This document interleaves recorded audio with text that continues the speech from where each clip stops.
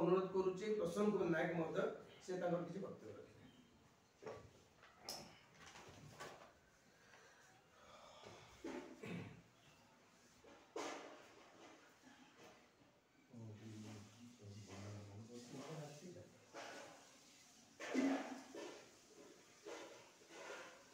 आज पवित्र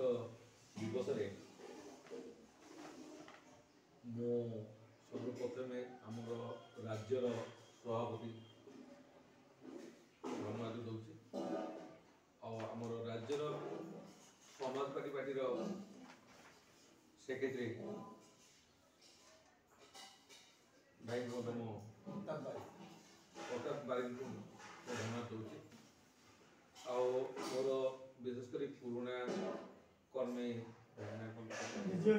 विजय भाई भाई को धन्यवाद दूसरी आने जो अच्छे मोर कर्मी भाई मैंने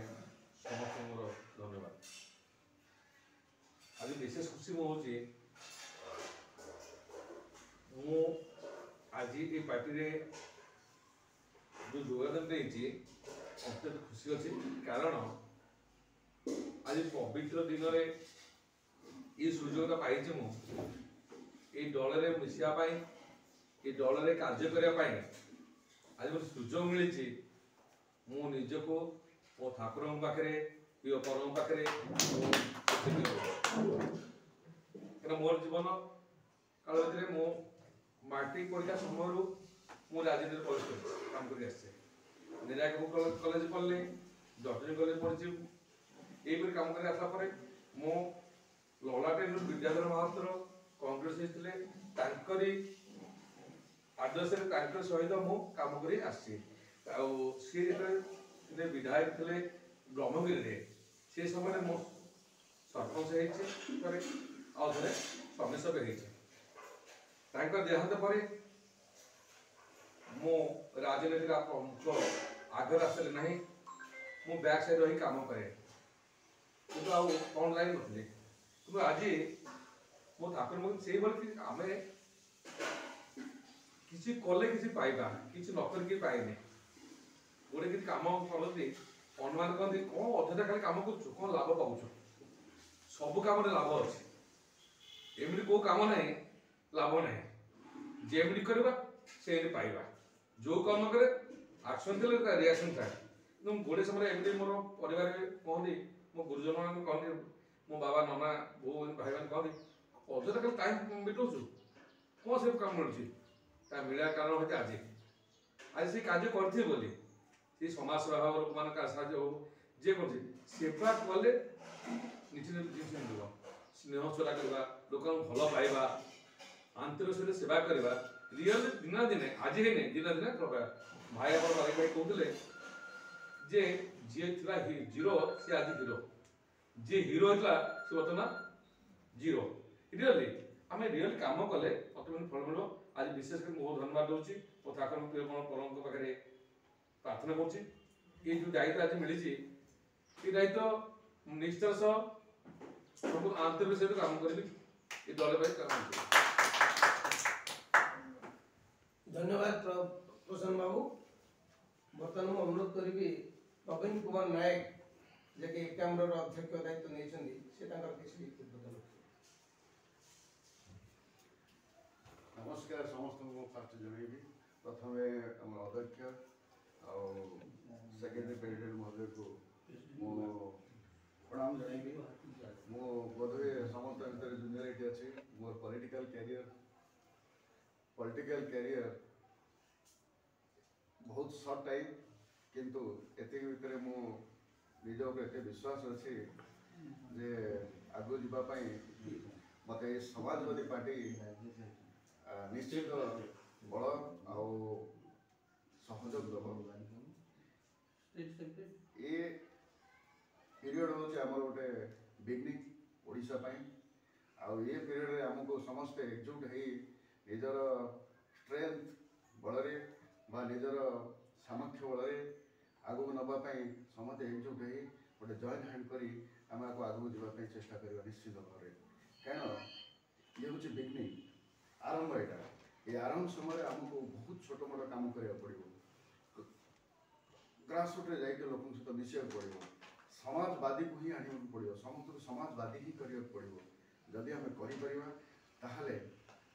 ଯଦିର କୌଣସି ତ କୋଶ୍ଚିନ୍ ନାହିଁ, ଯେହେତୁ ଆମେ ଏଠି ଏଣ୍ଟ୍ରି କଲେ ତେଣୁ ଆମକୁ କରିବାକୁ ହିଁ ପଡ଼ିବ। କରିବା ପୂର୍ବରୁ ଆମକୁ ନିଜକୁ ସଜାଗ କରିବାକୁ ପଡ଼ିବ, ସଚେତନ କରିବାକୁ ପଡ଼ିବ, ଆଗକୁ ନେବା ପାଇଁ ପୁରା ରାସ୍ତା ତିଆରି କରିବାକୁ। ଆଉ ଏଇ ଯେଉଁ ରାସ୍ତା ଆମେ ତିଆରି କରିବା ଏଥିରେ ଶହ ଶହ ହଜାର ହଜାର ଲକ୍ଷ ଲକ୍ଷ ସମାଜବାଦୀ ଲୋକ ହିଁ ଚାଲିବେ। ସମାଜବାଦୀ ନାମ ବହୁତ ସୁନ୍ଦର,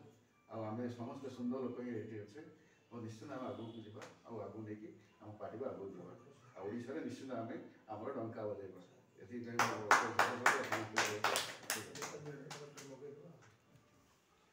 ଧନ୍ୟବାଦ ପ୍ରବୀଣ ବାବୁ ଆପଣଙ୍କର ମୂଲ୍ୟବାନ ମତାମତ ପାଇଁ।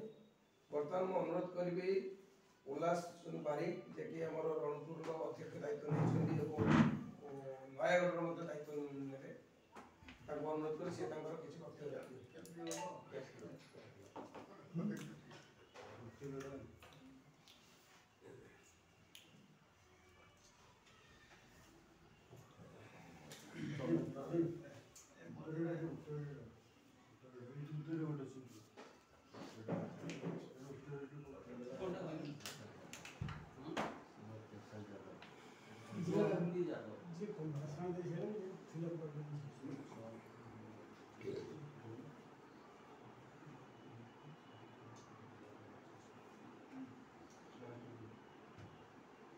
मोर ये मो निजर परिचय हूँ नयगढ़ जिला उल्लास बारिक।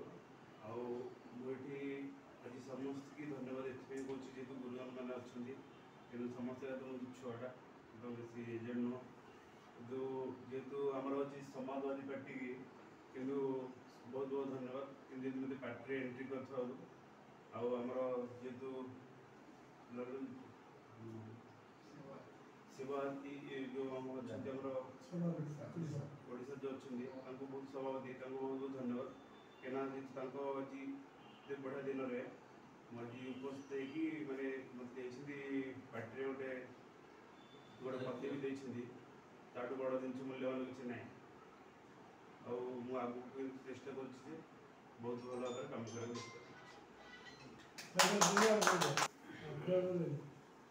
ବର୍ତ୍ତମାନ ମୁଁ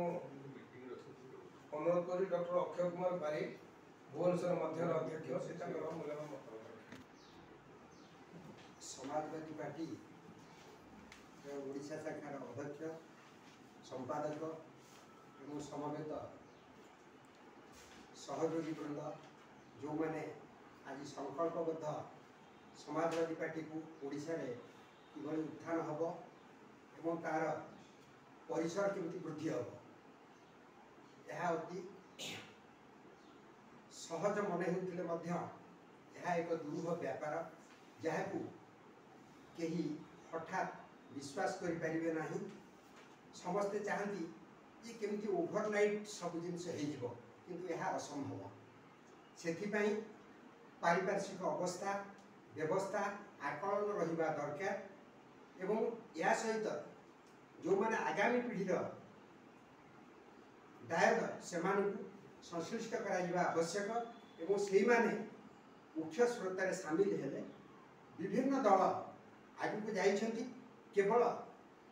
जो मानकर आगामी 20 वर्ष पर लक्ष्य रही से माने आगु को जाइछंती किंतु आज जो व्यवस्था होची कौन सी दल में पशु पशु हठात आसूची ये कौन करिवो एटा कर दो सेटा कर अरे सेति पे इंग्रेडिएंट्स दरकार ingredients should project after that you will get return otherwise you never get return कहिबा करिबा एवं लोकों पाखे पहुँचबार आवश्यकता कि प्रकार बाट या पड़ो आग प्रथम गोटे कोर कमिटी कर ता भितर केमती प्रकार ये भितर प्रेस पेपर समस्त की आगू को नेले आम आगू जापर खाली मेंबरशिप करदे आम आगे पहुँची जा लोक अच्छा सेवा कि सेवा कर बर्तमान इलेक्ट्रोनिक्स मीडिया होगा पेपर मीडिया है बर्तमान यूट्यूब ये सब प्रकार ये चली लोक पाखे पहुँचापी कि बाट दरकार आ हठात किसी ना